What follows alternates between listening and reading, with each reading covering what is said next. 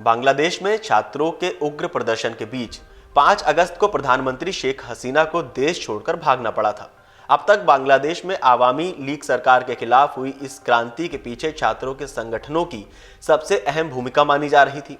हालांकि अब बांग्लादेश में एक नाम तेजी से उभरा है, जिसे खुद देश की अंतरिम सरकार के सलाहकार मोहम्मद यूनुस ने हसीना सरकार को हटाने का मास्टरमाइंड तक कह दिया।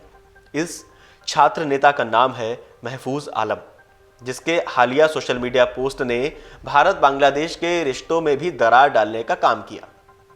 उसकी इस हरकत के लिए भारत के विदेश मंत्रालय ने बांग्लादेश को फटकार लगाई है। आखिर महफूज आलम कौन है? शेख हसीना की सरकार को हटाने में उसकी क्या भूमिका रही है? मोहम्मद यूनुस ने हाल ही में उन्हें लेकर क्या कहा?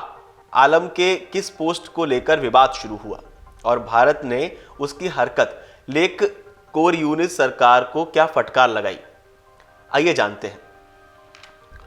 1995 में बांग्लादेश के लक्ष्मीपुर जिले के इचापुर गांव में जन्मे महफूज आलम ने अपनी शुरुआती पढ़ाई चांदपुर के गल्लक दारुसुन्नत अलीम मदरसा से हासिल की। बांग्लादेशी वेबसाइट प्रोथोम आलो के मुताबिक उसने अपनी आगे यानी हायर सेकेंडरी की पढ़ाई तमीरुल मिल्लत कामिल मदरसा से की। 2015 में उसने यूनिवर्सिटी ऑफ ढाका में कानून की पढ़ाई की।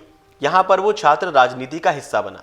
महफूज आलम, जिसे महफूज अब्दुल्ला के नाम से भी जाना जाता है, बांग्लादेश में छात्र कार्यकर्ता है। उसे कई सामाजिक आंदोलनों में हिस्सेदारी लेने के लिए भी जाना जाता है। रिपोर्ट्स की माने तो ढाका यूनिवर्सिटी में पढ़ाई के दौरान ही महफूज आलम कुछ ऐसे तत्वों, ऐसे लोगों के संपर्क में आया जो कि आतंकी संगठन हिज्ब उत तहरीर यानी HUT से जुड़े थे। बांग्लादेश में प्रदर्शनकारी आरक्षण प्रणाली को समाप्त करने की मांग कर रहे थे, जिसके तहत 1971 में बांग्लादेश के स्वतंत्रता संग्राम में लड़ने वालों के रिश्तेदारों के लिए सरकारी नौकरियों में 30% आरक्षण दिया गया था। प्रदर्शन की शुरुआत तो आरक्षण को लेकर हुई थी, लेकिन देखते ही देखते इसने सरकार विरोधी आंदोलन का रूप ले लिया। इन्हीं प्रदर्शनों के में बाद में छात्र संगठन भी जुड़ गए। विरोध कर रहे छात्रों के समूह ने नागरिकों से टैक्स या अन्य बिल जमा नहीं करने की अपील की। छात्रों ने कारखानों और सार्वजनिक परिवहन को बंद किए जाने की भी अपील की थी। कुछ ही समय में यह प्रदर्शन इतना उग्र हो गया कि प्रदर्शन के बीच हिंसा शुरू हो गई। इन हिंसा की घटनाओं में 250 से ज्यादा लोगों की जान चली गई। इतना ही नहीं, शेख हसीना के देश छोड़कर भागने के बावजूद हिंसा की कई घटनाएं सामने आती रहीं। इनमें अल्पसंख्यकों और हिंदुओं को निशाना बनाने के कई मामले भी सामने आए। बताया जाता है कि छात्र संगठनों का शेख हसीना की सरकार के खिलाफ ये आंदोलन महफूज आलम के नेतृत्व में ही शुरू हुआ था। बांग्लादेश में तब महफूज आलम को छात्रों के मार्गदर्शक के तौर पर भी जाना गया। हालांकि शेख हसीना को हटाने में उसकी भूमिका का खुलासा पिछले हफ्ते ही बांग्लादेश की अंतरिम सरकार के प्रमुख मोहम्मद यूनुस ने अमेरिका में एक कार्यक्रम में किया। मोहम्मद यूनुस हाल ही में अमेरिका में संयुक्त राष्ट्र महासभा सत्र के इतर न्यूयॉर्क में क्लिंटन ग्लोबल इनिशिएटिव से जुड़े एक कार्यक्रम में हिस्सा लेने पहुंचे थे। यहां उनके साथ महफूज आलम की भी मौजूदगी रही।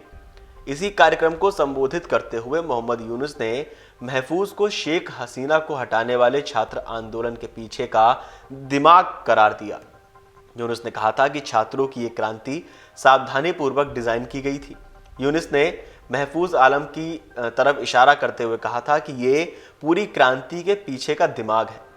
महफूज आलम लगातार इस बात से इनकार करता है, ये मैंने नहीं, काफ़ी और लोगों ने किया है, लेकिन इस पूरी चीज़ के पीछे इन्हीं का दिमाग है। ये सावधानीपूर्वक डिज़ाइन की गई चीज़ ये अचानक से नहीं हुआ। इसे छात्र आंदोलन को काफ़ी अच्छी तरह से डिज़ाइन किया गया था। आप पहचान नहीं सकते हैं कि इसका नेता कौन है, इसलिए वो किसी एक को पकड़कर ये नहीं कह सकते कि अब खेल खत्म। प्रधानमंत्री शेख हसीना के खिलाफ छात्र आंदोलन खड़ा करने वाले महफूज आलम को मोहम्मद यूनुस ने अंतरिम सरकार के सलाहकार की भूमिका दी है। वो एक मंत्रालय में सचिव की जिम्मेदारी भी संभाल रहा है। इन पदों पर होने के बावजूद उसने हाल ही में एक ऐसा पोस्ट किया है जिसे लेकर भारत की तरफ से नाराजगी जाहिर की गई है। अपने पोस्ट में महफूज आलम ने लिखा कि पूर्वोत्तर भारत और बांग्लादेश में लोगों की संस्कृति धर्म से इतर एक जैसी है। उसने दावा किया कि पूर्वी पाकिस्तान का निर्माण ऊंची जातियों और हिंदू कट्टरपंथियों के बंगाल विरोधी रवैये के कारण हुआ। महफूज आलम ने इसी पोस्ट में दावा किया कि भारत ने एक नियंत्रण और यहूदी बस्ती कार्यक्रम अपनाया है। भारत से सच्ची आज़ादी सुनिश्चित करने के लिए हमें 1975 यानी शेख मुजीबुर रहमान की हत्या का घटनाक्रम और 2024 शेख हसीना का बांग्लादेश छोड़कर भागने का घटनाक्रम को दोहराना होगा। आलम ने कहा कि दोनों घटनाओं के बीच 50 साल का अंतर है, लेकिन कुछ भी नहीं बदला। हम भूगोल और व्यवस्था में फंस गए हैं। हमें अब नए भूगोल और व्यवस्था की आवश्यकता होगी।